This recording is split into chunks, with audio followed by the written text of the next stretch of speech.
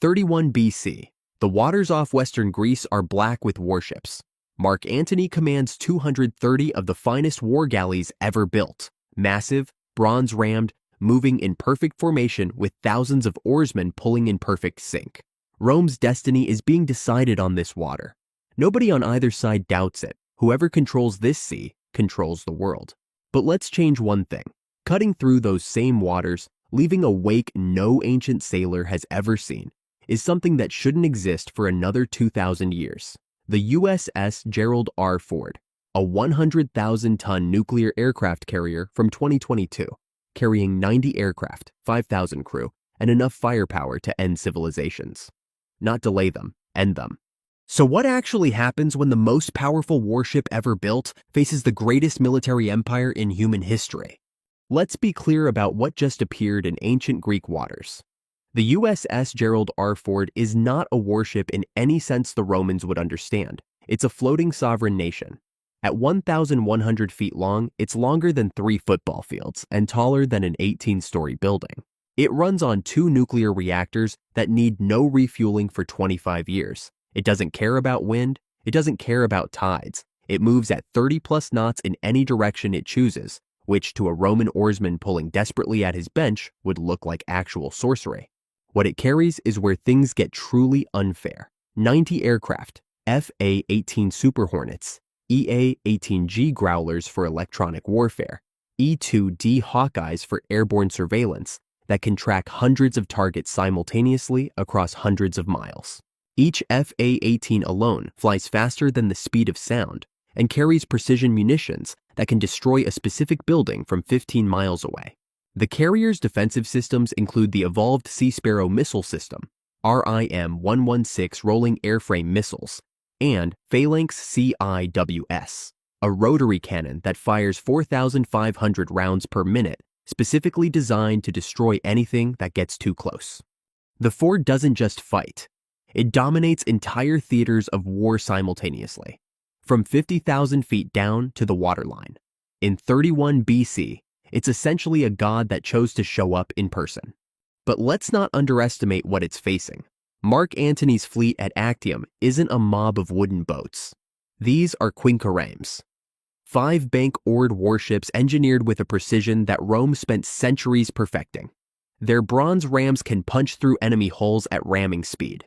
Their towers carry trained archers, artillery catapults launching 50-pound stones, and soldiers who've been fighting since childhood. Roman naval commanders are masters of formation tactics, flanking maneuvers, and psychological warfare. They've broken entire civilizations through sheer disciplined brutality.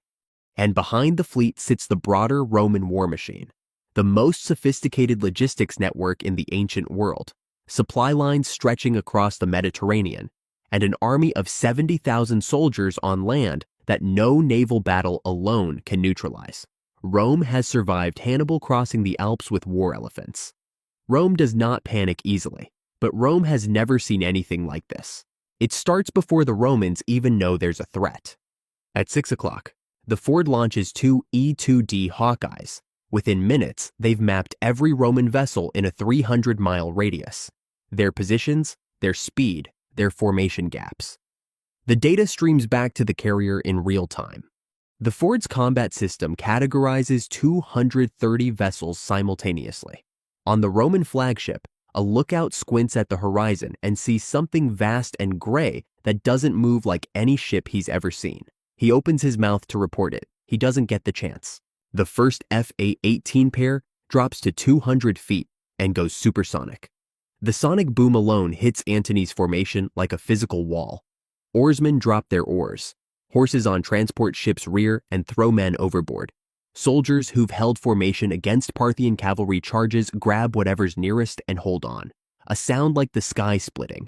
And then 2 dark shapes are already gone, banking hard to the north before anyone can process what just happened. The psychological damage is already done, but the Ford hasn't fired a single round. Now it does. 2 Super Hornets swing back in a wide arc and line up on the command cluster, Antony's heaviest quinqueremes, identifiable by their elevated command towers. The pilots select Mark 82 unguided bombs. At this range, precision isn't even required. The first bomb hits a command quinquerum dead center. The detonation doesn't just sink the ship, it vaporizes the upper deck, sends the ram spinning 200 feet through the air, and creates a pressure wave that capsizes the two vessels alongside it. 3 ships gone in 4 seconds. No warning, no escalation, no counterattack possible. Antony's officers are screaming conflicting orders. Half the fleet tries to tighten formation, the instinct drilled into every Roman naval commander. The other half begins breaking toward open water. This is exactly the wrong response to an air threat, but there is no right response to an air threat in 31 BC because the concept doesn't exist yet. The Hawkeyes flag the breakaway group. 2 more FA-18S are already in the air.